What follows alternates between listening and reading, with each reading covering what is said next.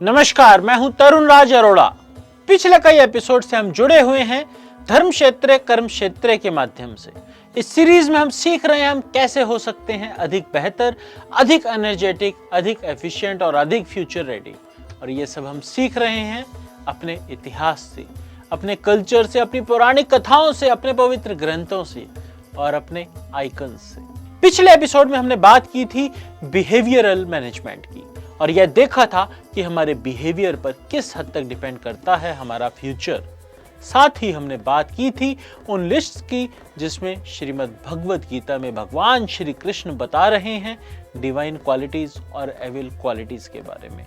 हमारा टारगेट होना चाहिए डिवाइन क्वालिटीज को बढ़ाना और एविल क्वालिटीज को मिनिमाइज करना। 26 डिवाइन क्वालिटीज में से हम डिस्कस कर चुके हैं 13 क्वालिटीज और अब हमें बढ़ना है बाकी की क्वालिटीज की तरफ।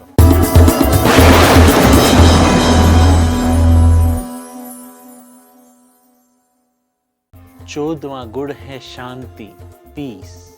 मन की शांति का सीधा साधा इफेक्ट हमारी एफिशिएंसी पर पड़ता है।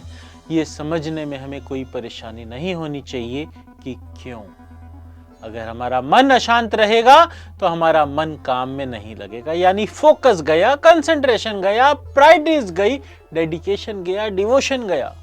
मन की एक छोटी सी अशांति भी यह सब छीन सकती है और अगर ये सब चीजें छिन गई तो हम बिल्कुल भी सफल नहीं हो सकते। 15वां, दूसरों का दोष निकालने में अरुचि।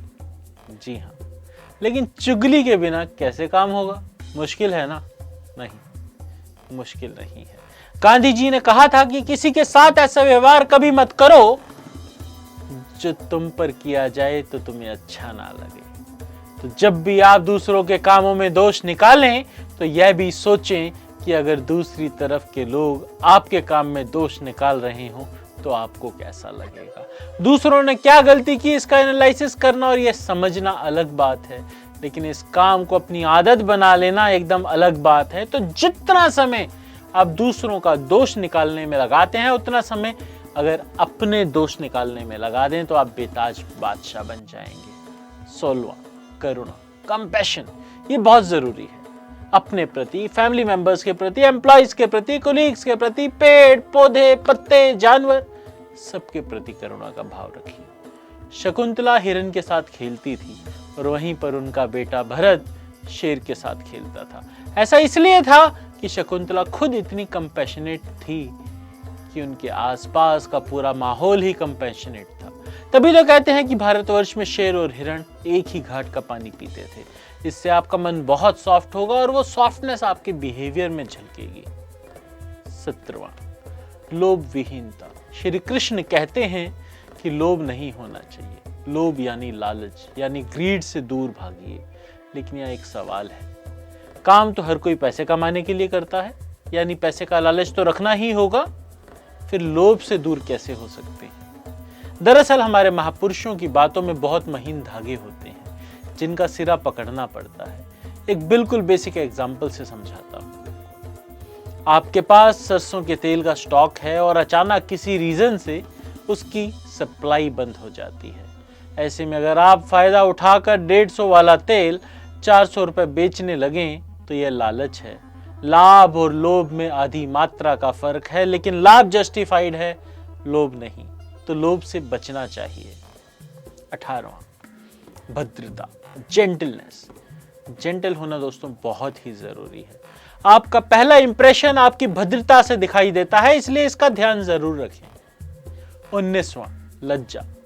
सुनने में हो सकता है कि यह वाला पार्ट थोड़ा अनयूजुअल सा लगे, लेकिन यहां लज्जा का मतलब यह है कि आप जो भी काम करें आप आईने में आंख मिला सकें। आंखों में इतने पानी का होना जरूरी है कि कोई भी इमोरल काम करने से पहले आपके हाथ कांप जाए। 20वां, संकल्प, डिटर्मिनेशन। यह तो चाहिए ही। इसके बारे में हमने दूसरे एपिसोड्स में भी बात की है। डिटर्मिनेशन जितना स्ट्रांग होगा उतनी ही शिद्दत से आप काम करेंगे और उतनी ही मजबूती से सफलता की ओर बढ़ पाएंगे। 21वां, तेज। अपने ऑरा में एक एनलाइटमेंट कैरी कीजिए और वो एनलाइटमेंट तब आएगी जब हमारे अंदर में एनलाइटमेंट होगा। इससे ना सिर्फ आपके सामने वाला इंप्रेस्ड होगा बल्कि अपने अंदर भी जबरदस्त कॉन्फिडेंस देखने को मिलेगा। 22वां, क्षमा, फॉरगिवनेस, लेट गो एटीट्यूड। इसे रखने के दो फायदे हैं, एक तो आपका खुद का मन शांत रहता है और दूसरा आपके दुश्मन कम होते हैं। हमने एक और एपिसोड में चर्चा की थी कि बिजनेस एरिना में कोई दुश्मन नहीं होता, होते हैं तो कॉम्पिटिटर्स। लेकिन अगर हम लेट गो एटीट्यूड नहीं रखेंगे तो हम कॉम्पिटिटर्स को दुश्मन बना लेंगे, जो यकीनन सभी के लिए परेशानी का कारण बनेगा। इसलिए क्षमा की आदत डालिए। 23वां, धैर्य, पेशेंस। पेशेंस के बारे में हम पहले भी बहुत चर्चा कर चुके हैं और आगे भी करते रहेंगे। फिलहाल सिर्फ इतना कि पेशेंस वो क्वालिटी है जो आपको कठिन से कठिन समय में डोलने नहीं देती और आपके बिहेवियर को स्टेबल रखती है। 24वां है पवित्रता। साफ रहिए, मन से किसी के भी प्रति भेदभाव, असम्मान वगैरह की भावना मत रखिए। मन जितना साफ रहेगा उतना शांत रहेगा, इसलिए इसको मेंटेन करने की कला सीखिए। 25वां, ईर्ष्या से मुक्ति। रूखा सूखा खाए के ठंडा पानी पी, देख पराई चौपड़ी मत ललचाओ जी। सेटिस्फेक्शन का लेवल इतना बढ़ा लीजिए कि किसी दूसरे को देखकर ईर्ष्या ही ना हो, और किसी से ईर्ष्या होने लगे तो तुरंत उसे स्पोर्ट्समैन स्पिरिट में कन्वर्ट कीजिए और कंपटीशन में आने की कोशिश कीजिए। याद रखिए, ईर्ष्या खुद को जलाती है, दूसरे को नहीं। 26वां आखिरी दैवीय गुण है सम्मान की अभिलाषा से मुक्ति। Lesser the expectation, lesser the frustration. जब एक्सपेक्टेशन पूरा नहीं होता तो फ्रस्ट्रेशन आता है, और फ्रस्ट्रेशन आपको आगे बढ़ने से रोकता है दोस्तों। यहां तक कि फ्रस्ट्रेशन आपको अपनी खुद की ताकत पहचानने से भी रोक देता है। इसलिए इस एक्सपेक्टेशन नाम की चीज से मुक्ति पा लीजिए। तो ये वो 26 दैवीय गुण थे, यानी डिवाइन क्वालिटीज थी जो आपको अपने अंदर बढ़ानी है, ऐसा श्री कृष्ण कह रहे हैं भगवत गीता में। और अब वो 6 एविल क्वालिटीज यानी आसुरी गुणों को देखते हैं जो आपको अपने अंदर से जल्द हटाने हैं, या एटलीस्ट मिनिमाइज तो करने हैं। पहला है दम। अपने अंदर एरोगेंस को नहीं रखें, क्योंकि अंदर एरोगेंस होगा तो दोस्तों बाहर भी दिखेगा। और यकीन मानिए, दुनिया आपके एरोगेंस को ठेंगे पर रखती है। हो सकता है आपके किसी क्लाइंट की मजबूरी हो कि वो आपके एरोगेंस दिखाने के बावजूद आपके साथ काम कर ले, लेकिन याद रखिए, जिस दिन उसको मौका मिलेगा वो आपको ऐसी पटकनी देगा साहब कि आप उठ नहीं पाएंगे।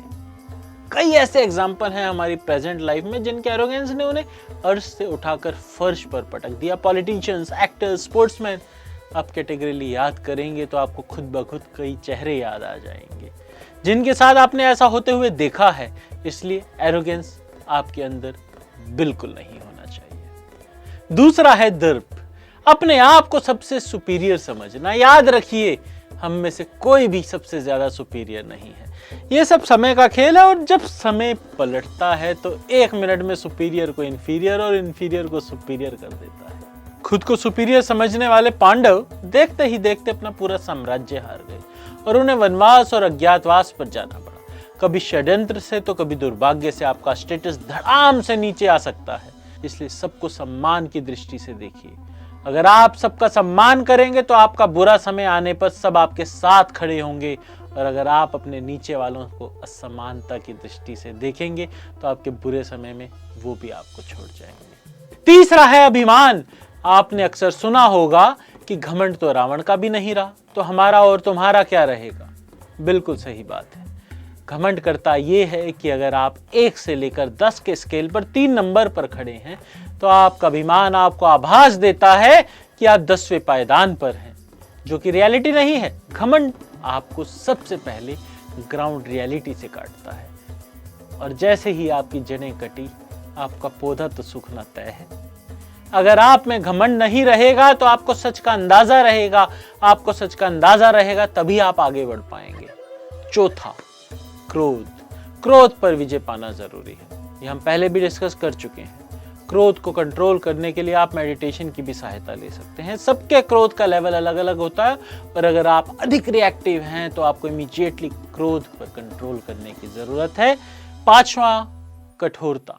आपके बिहेवियर में, आपकी बोली में कठोरता आएगी अगर आप अंदर से कठोर होंगे। इसलिए आपको अंदर से सॉफ्ट होना है। लोगों के प्रति, चीजों के प्रति, सिचुएशंस के प्रति थोड़ी सी सिंपैथी रखिए, एम्पैथी रखिए, काइंडनेस रखिए। यह सब मिलकर आपको एक ऐसी पर्सनैलिटी बना देंगे जिसे हर कोई पसंद करेगा। और छठी एविल क्वालिटी है अज्ञान। आप ज्ञान से जितना दूर रहेंगे उतनी ज्यादा परेशानियां आपको मिलेंगी। ज्ञान मिलेगा किताबों से, स्पिरिचुअलिटी से और अच्छे सर्कल से। कृष्ण जी ने ज्ञान के एलिमेंट्स को भी डिटेल में एक्सप्लेन किया है, लेकिन उसकी चर्चा करेंगे जब हम बात करेंगे स्ट्रेस मैनेजमेंट की। तो पिछले एपिसोड और इस एपिसोड को मिलाकर हमने सीखी 26 क्वालिटीज और 6 डिसक्वालिटीज।